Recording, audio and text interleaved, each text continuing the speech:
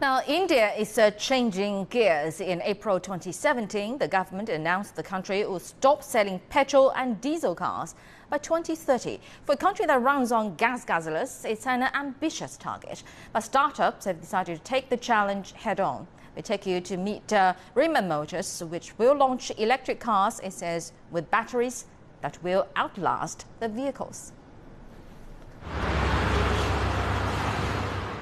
Driving ambition. The world's fifth largest auto market, India, has announced that it will stop selling petrol and diesel cars by 2030. This is part of the Modi-led government's vision for a renewable energy revolution. The impact? Massive. It would cut India's oil bill by $60 billion and will reduce emissions by nearly 40%. Startups and innovators are using this opportunity to launch electric cars that will change how India moves. Meet Dr. Rushain Chahal. He's the founder of Hriman Motors. The car company few months back announced a plan to launch an electric car in India that will be lowest on running cost. The work is on in full swing, and the two-seater car called RT90 will be launched within the next 1 year. The plan is to give a complete ecosystem to the consumer, including a charging point. We've done extensive trials on the entire drive system, the battery pack, various other technologies, composites that we are putting into the car. The composites could be metal composites, could also be plastic and polymer composites. So we are almost done, and we are now in the final build of the car. There's a financial model which we have built around it, where all you need to do is pay us $10 on the car, and then for every 3 or 4 kilometers that you drive, you pay us $1, and that covers everything for the car.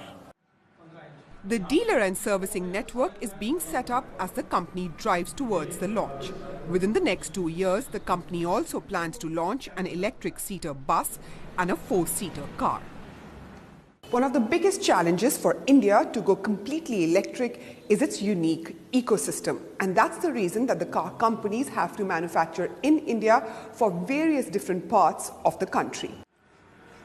The RT90 will travel for 200 kilometers maximum range per charge that will take 10 minutes to charge on a fast charger and 1 to 2 hours to charge on the current chargers that are approved in India.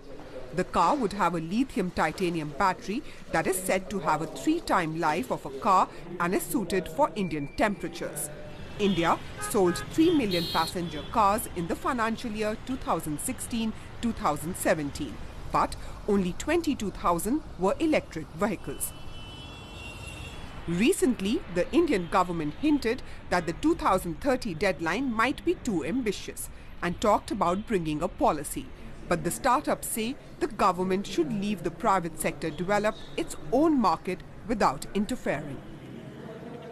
They should not try and do a policy or get into the mobility space, because see, understand, India is not one country per se. When you look at the number of people, thought process, we are probably 50 countries put together as one country.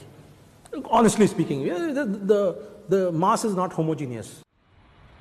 India is all set to become the world's third largest car market by 2020, and the demand is only expected to rise in a country of 1.2 billion people. Many car companies are now planning to enter the Indian market to fill up a space that massive electric car demand will create, including Tesla. It's rapid innovations that will steer the industry into the fast lane. Shweta Bajaj, CGTN, New Delhi, India.